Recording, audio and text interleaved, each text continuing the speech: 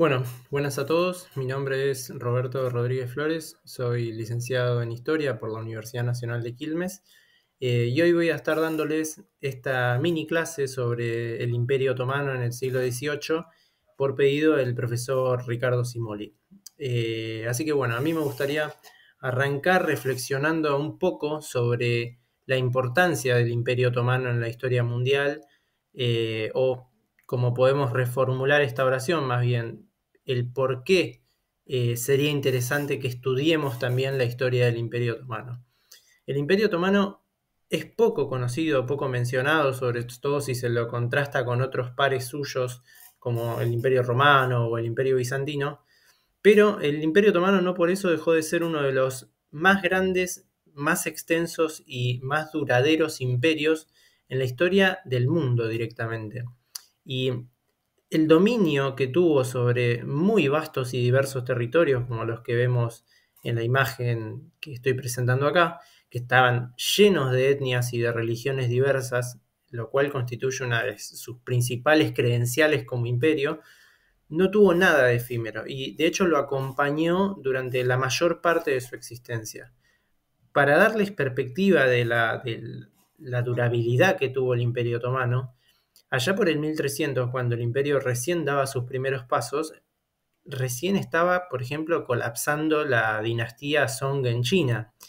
Y de hecho es una época contemporánea a la cual Gengis Khan estaba levantando el imperio mongol, o aquella en la cual los aztecas se estaban expandiendo a lo largo de México. Así que, además de esa tremenda durabilidad, esa tremenda remoticidad en el tiempo que tiene el Imperio Otomano, tiene también un gran legado en nuestros días, porque de hecho muchos estados contemporáneos como Turquía, Siria, Líbano e Irak, por ejemplo, conservan un enorme legado cultural otomano que se ve hasta en los nombres de las personas, por ejemplo. Muchos actuales conflictos políticos de importancia mundial, también desde el árabe israelí hasta el serbo-kosovar o el chipriota, son prácticamente inexplicables también si no nos remontamos a los tiempos de los otomanos. Ahora, arrancando más bien, si se quiere, con la reseña histórica, el Imperio Otomano surge, digamos, a su estatus de potencia mundial en 1453, ¿no? Cuando los otomanos sepultan, podemos decir, al Imperio Bizantino, o al Imperio Romano Oriental, también dicho, la Segunda Roma, después de que éste cumpliera más de 1000 años de existencia. Eso, como dijimos, a los otomanos los convierte en una potencia, de una potencia regional como la que estamos viendo en esta primera foto, a una potencia directamente mundial, como la que se va a convertir en esta otra imagen que estamos compartiendo. Eh, y de hecho hay una muy buena serie en Netflix que yo suelo recomendar mucho, o mejor dicho, esta serie tiene una muy buena primera temporada dedicada a la conquista otomana de Constantinopla, que se llama El ascenso de un imperio otomano. Yo les recomiendo verla muchísimo si les interesa este proceso, porque combina muy bien todo lo pochoclero, lo cinematográfico con el aspecto documental, desde el cual se puede abordar todo este proceso. Como los bizantinos, a quienes ellos hicieron colapsar, los otomanos practicaron un notable control estatal del clero, que se expresó en una dualidad muy particular en el carácter del gobernante otomano entre su figura de sultán y de califa, que lo hacía no solo la máxima autoridad militar de su imperio, sino también religiosa, ¿no? En los siglos anteriores al dominio otomano, en el Medio Oriente estos tipos de autoridad, el del califa y el del sultán, habían estado separados, ¿no? Por ejemplo, podemos pensar en los califas de la dinastía básida que cogobernaban, se podría decir, con los sultanes turcos selyúcidas. Y después de esto, ¿no? Después de este ascenso a potencia mundial, el Imperio Otomano se va a convertir en el más grande rival de dos emergentes imperios europeos también de aquellos siglos que paradójicamente no lo van a lograr sobrevivir, que son el ruso y el austríaco. Para los rusos, el Imperio Otomano va a ser su gran obstáculo para obtener un control completo del Mar Negro, que son básicamente estas aguas a las que les hacemos zoom acá. Mientras que para los austríacos va a ser su máximo rival en el dominio de los Balcanes, e incluso una amenaza existencial, ¿no? Si nos remontamos a tiempos un poco más remotos, como se puede decir lo que fue el asedio de Viena. Y la importancia geoestratégica, de hecho, del Imperio Otomano se hace evidente si observamos este mismo mapa, ¿no? Porque fíjense que es un claro punto de convergencia entre lo que sería Europa, Asia e incluso África. Más o menos a partir de la mitad del siglo XVII, el poderío político-militar de los otomanos va a declinar notablemente con respecto al de sus pares europeos, al de sus pares y rivales europeos, ¿no? De hecho, el zar Nicolás I de Rusia va a denominar por esta época al Imperio Otomano como el hombre enfermo de Europa, sugiriendo como que se trataba de un enfermo terminal cuya muerte o cuyo colapso en los términos estatales era inminente. Pero casi paradójicamente, hasta en ese momento de decline político-militar, la importancia del Imperio Otomano se va a mantener. ¿Por qué? Porque ningún europeo quería que otro de sus rivales europeos avanzara demasiado sobre los dominios otomanos. ¿Y por qué? Porque fundamentalmente entendían que, dada esta posición geoestratégica que tenían los otomanos, un avance desmedido sobre su soberanía por parte de otra potencia europea podía quebrar la balanza de poder en Europa y propiciar una conflagración generalizada. Esta suerte de dilema geopolítico va a tener el nombre de cuestión oriental, y los otomanos supieron en muchas ocasiones sacarle provecho, de hecho, para preservar su soberanía, no totalmente, pero sí en la mayor medida posible. Bueno, ahora sí al tema que nos ocupa, ¿no? Que es el Imperio Otomano en el siglo XIX. El Imperio Otomano entre los siglos XIX y XX fue un imperio que se vio enfrentado al dilema de la reforma para garantizar su propia supervivencia. Fíjense que este es un imperio muy cambiado ya con respecto al que estábamos viendo en las otras imágenes. Algunos autores más tradicionales van a interpretar este contradictorio proceso de reforma como un proceso de modernización o hasta de occidentalización, europeización del imperio. Aunque el debate que en torno a esos términos nos excede por mucho, creo que muchos de estos últimos pecan en concebir la imitación de Europa como el único camino hacia la modernidad. Pero dejando eso de lado, ¿cuál fue la situación que propició, digamos, esta obsesión por la reforma? Bueno, primero, un fuerte ascenso de gobernantes regionales en detrimento de la autoridad central del imperio. En el norte de África, por ejemplo, en los territorios que se corresponden con la moderna Algeria, Túnez, disculpen, o Libia, la autoridad, o mejor dicho, la soberanía otomana era meramente nominal. Todos esos estados, tanto en Argelia como en Túnez o en Libia, eran gobernados de manera prácticamente independiente por élites locales. Incluso Egipto, con la importancia que siempre tuvo, era gobernada de manera prácticamente independiente por el famoso Pachá Mohamed Ali durante buena parte del siglo XIX. Después, en el Nejd, que es la región de Arabia en la cual se aloja la moderna capital del Reino de Arabia Saudita, Riad, empezó a ascender un poder local que va a tener una importancia muy grande más tarde, que es la dinastía saudita, justamente, que va a emerger con fuerza por un lado, pero también va a amenazar la autoridad otomana en toda Arabia y más allá.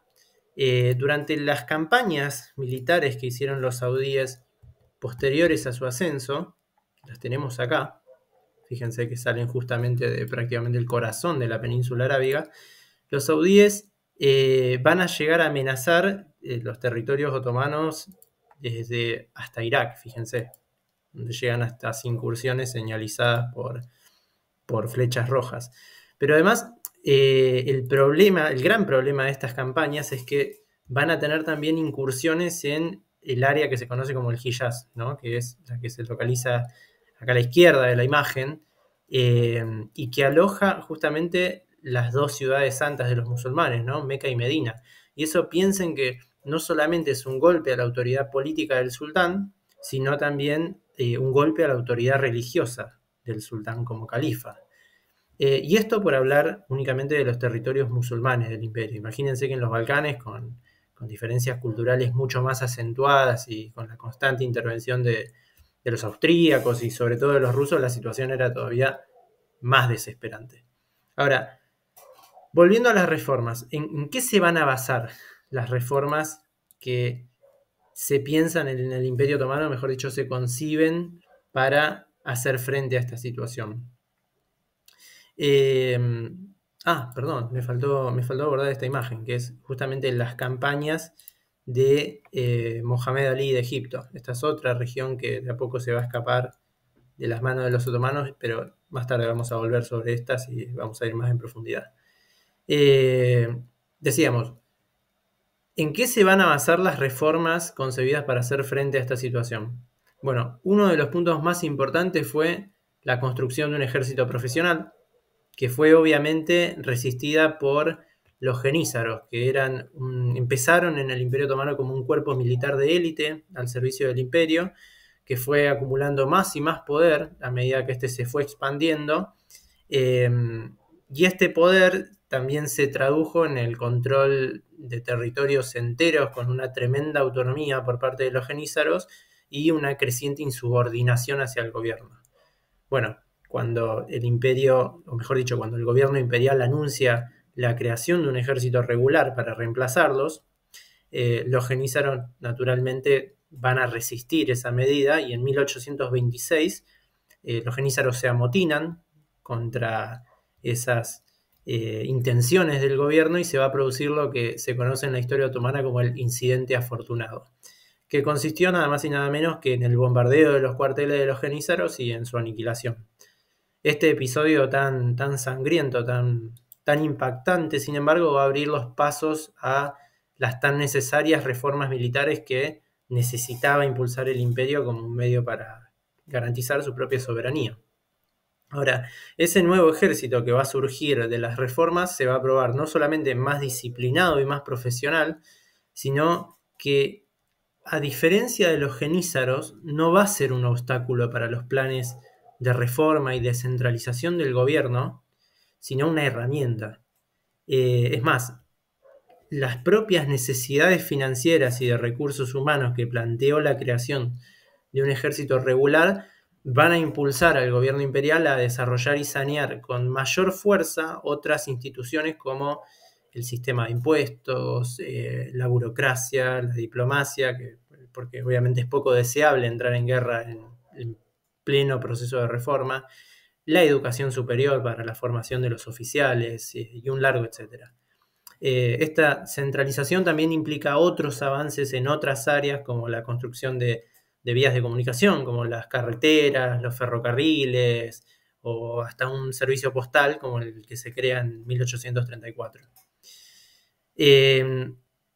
Todos estos avances, imagínense que vienen a permitirle al gobierno imperial tener una mejor llegada, en el sentido más literal del término, a sus territorios más remotos, ¿no? A su interior.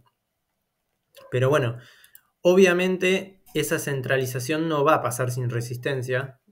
Pensemos que los genízaros no van a ser las únicas víctimas.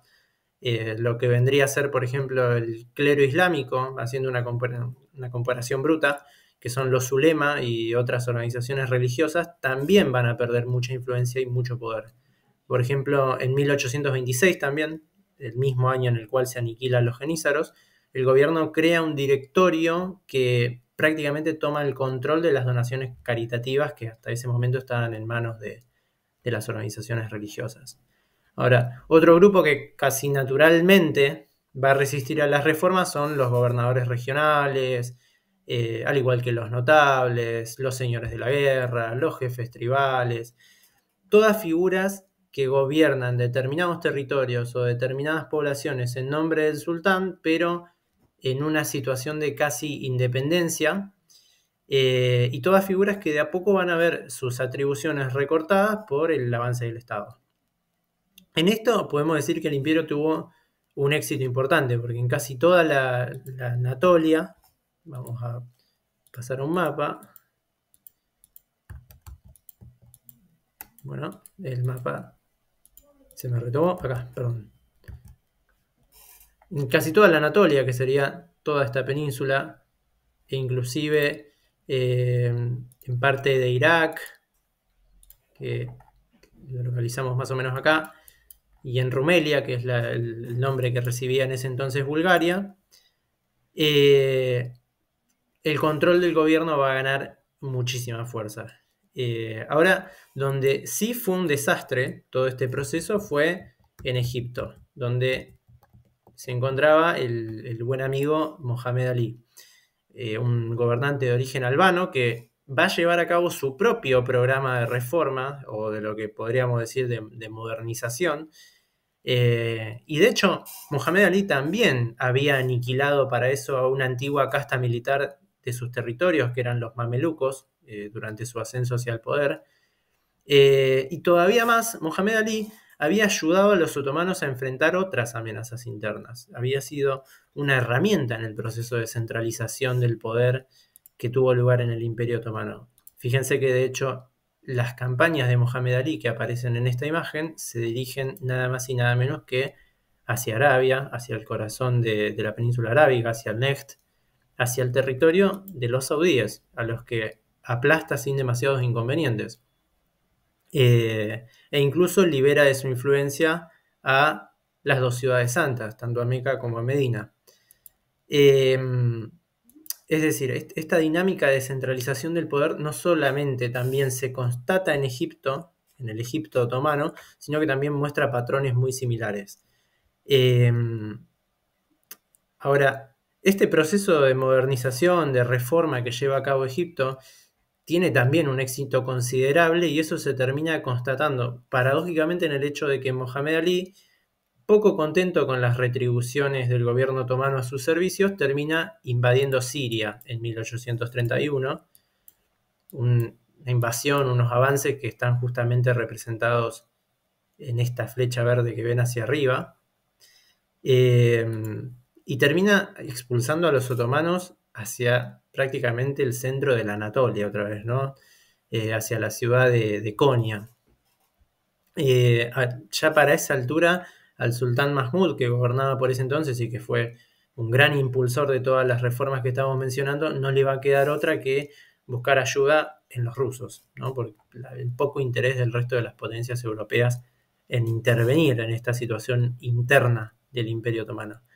Los rusos van a ayudar efectivamente mediante presiones político-militares contra los egipcios, frenando el avance de estos,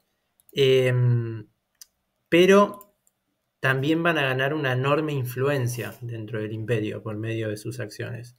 Ahora, recordemos que la posición geoestratégica de los otomanos compensaba en buena medida sus debilidades en otros ámbitos, ¿no? Como lo político, lo militar. Acá eso se vio bien claro, porque los austríacos y los británicos, un par de años después, preocupados por la influencia del imperio ruso dentro de los dominios otomanos, van a decidir contrarrestarla, ayudando a los otomanos a desalojar a los egipcios de Siria y de Arabia, hacia 1840. Así que todos estos territorios que vemos con rayitas acá en la imagen, van a volver a manos de los otomanos, o a manos al menos de vasallos más leales de ellos, ¿no? Sin embargo, desde entonces Mohamed Ali va a instalar una monarquía hereditaria en todo Egipto y en los territorios controlados por como Sudán, y esta monarquía va a gobernar de forma prácticamente independiente, lo que se va a conocer como el Gedivato egipcio. Nominalmente bajo la soberanía otomana, pero de facto de manera independiente. Además, dicho sea de paso, los otomanos tampoco tuvieron demasiada suerte en aumentar su control sobre Grecia, por ejemplo, ni sobre Serbia, ni sobre Moldavia. Y de hecho, Grecia, que es la primera que mencionamos, se va a independizar en 1832. En estos todavía podríamos decir pequeños territorios que vemos acá en la imagen pintados de color violeta. Y de hecho, ya en estos casos que estamos mencionando, en el de Serbia, en el de Grecia, en el de Moldavia, las presiones político-militares de las potencias europeas van a ser contra los avances centralizadores del gobierno otomano. Entonces podemos decir que el Imperio Otomano sale disminuido territorialmente de este proceso de reforma, pero al mismo tiempo podríamos decir también que queda más consolidado en los territorios que le restan.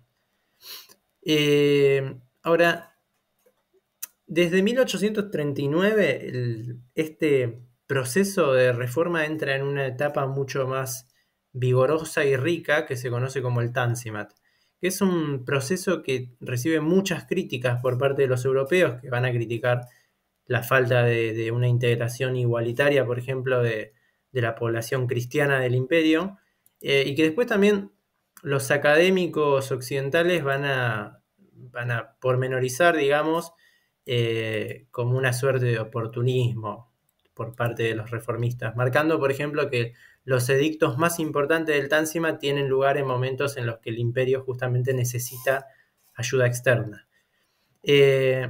Sin embargo, si nosotros entendemos que el principal objetivo de las reformas en general y del Tanzimat en particular es preservar el Estado otomano, y si lo juzgamos al Tanzimat a la luz de ese objetivo, podemos atribuirle un considerable grado de éxito. Naturalmente, las Fuerzas Armadas van a ser un foco privilegiado de este nuevo proceso de reforma, pero también lo van a hacer la administración, tanto en el centro como en las provincias, o hasta la propia sociedad otomana, a través de las leyes educativas o de los propios cambios en el proceso legislativo. Por ejemplo, en la educación, antes de las reformas, no se consideraba una responsabilidad estatal en el imperio, sino que se le asignaba, digamos, como responsabilidad a las propias comunidades o millets, en el caso de los cristianos, o a los ulemas, en el caso de los musulmanes. Ya dijimos que la educación superior había recibido un impulso durante el primer ciclo de reformas, pero ahora va a ser mucho más decisivo. Ya en 1846 se pone en marcha el primer plan comprensivo, vamos a decir, para una educación estatal, ¿no? Que va a organizar un sistema completo que comprende desde la educación primaria y secundaria hasta el nivel universitario, y todo eso bajo la órbita del Ministerio de Educación otomano. En 1869 ya se va a reglamentar directamente que la educación primaria sea gratuita y compulsiva, y si bien todos estos esquemas van a progresar lentamente, fueron el marco, digamos, o constituyeron el marco para desarrollos ulteriores que no van a tener precedentes. Lo mismo se puede decir para las leyes. Las leyes también eran responsabilidad de los distintos millets que organizaban a las comunidades no musulmanas, e incluso existía un régimen que se conocía como las capitulaciones, que hacía que los extranjeros y las comunidades otomanas que estuvieran protegidas por las potencias europeas no puedan ser juzgadas penalmente en el Imperio Otomano. Pero los otomanos van a apuntar a hacer leyes más aceptables, digamos, para los europeos, que permitan abolir ese régimen, e incluso van a tratar de modernizar la propia ley islámica, haciéndole, por ejemplo, haciéndole ceder a los ulema mucho control sobre el asunto a cortes ya directamente estatales. Y obviamente este segundo proceso de reforma también va a tener sus obstáculos. No solo en la forma de resistencias, como las que habíamos aludido anteriormente, tanto internas como externas, sino también por la falta de recursos para concretar las reformas.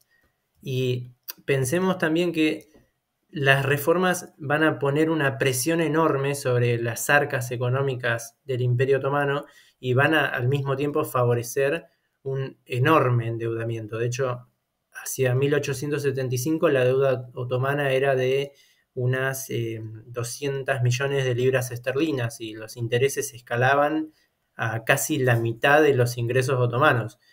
Ya hacia 1875 la bancarrota estaba en el horizonte, digamos.